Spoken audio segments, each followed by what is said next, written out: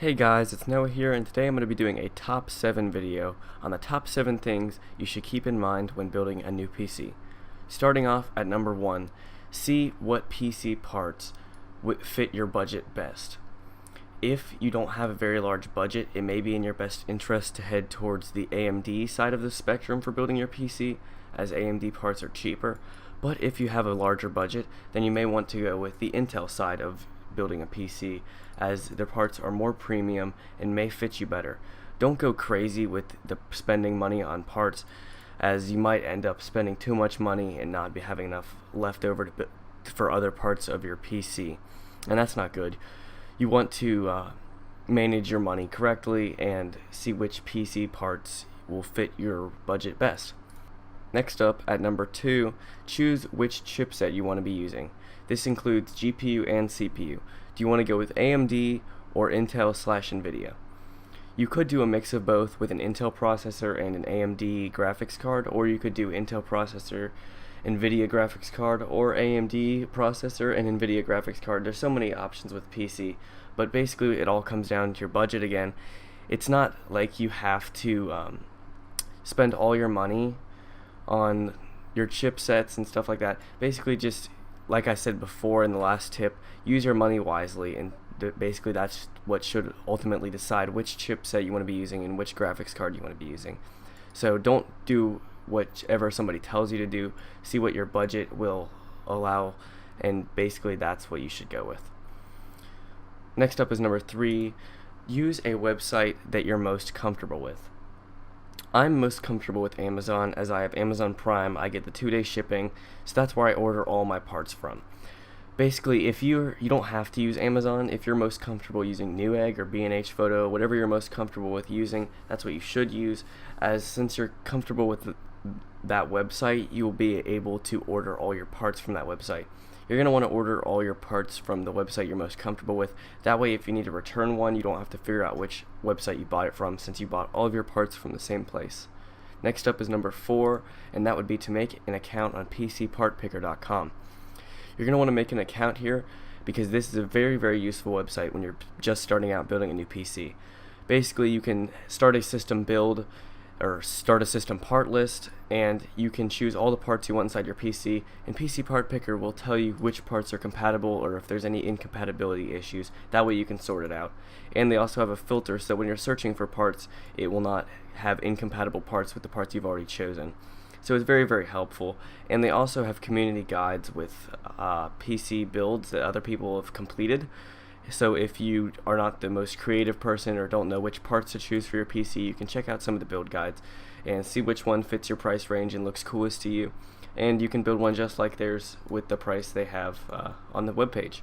Next up is number 5, and that would be to choose what kind of peripherals you want to be using. Do you want to play games with a controller or mouse and keyboard? And basically this is all personal preference. I'm not going to sit here and tell you which one you should be using. I feel most comfortable using a keyboard and mouse, but if you feel really comfortable using a controller, you can go pick yourself up a really cheap controller. Like this Xbox 360 controller right here is only $27 on Amazon. You can go pick that up and you'll be able to play all kinds of games. So many games are compatible with controllers on the PC.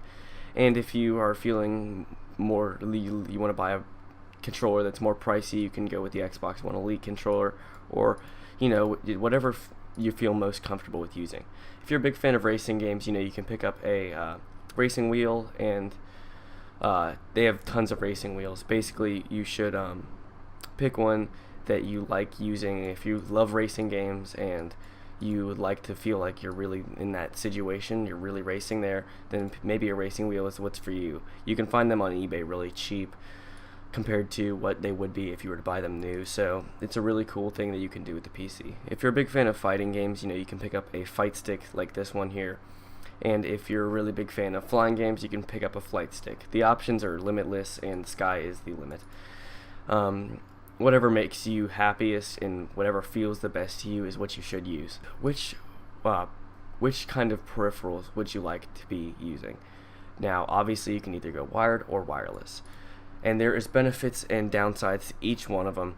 Wired being that you never have to charge batteries, you just plug it in and you play, but it also creates more clutter with the wires on your desk, whereas wireless, there's no clutter since there's no wires, And the downside to that would be you'd have to charge batteries or replace batteries every once in a while, which can take you out of the moment in gaming. So, like I said, just choose what's best for you, and you should be just fine.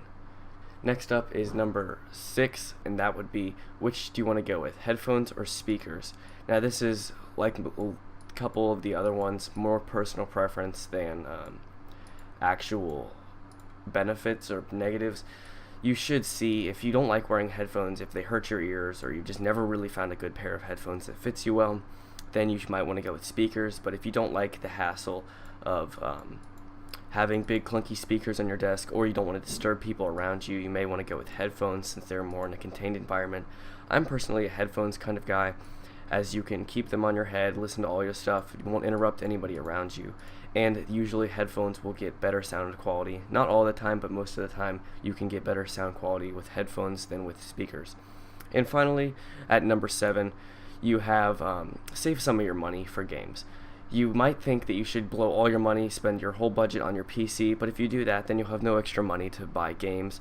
And what is a good gaming PC that you've just built without awesome games to play on it, you know? Save some of your money for games. There's Steam sales all the time on random stuff, and then you have the Steam summer and winter sales.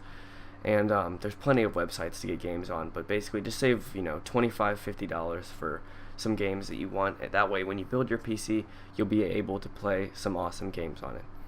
That's about it for this video, guys. If you like this video, then please leave a like, and if you want to see more like it, subscribe to my channel and you can expect more in the future. If you have any questions, please leave them in the comment section, and I will see you guys in my next video. Bye.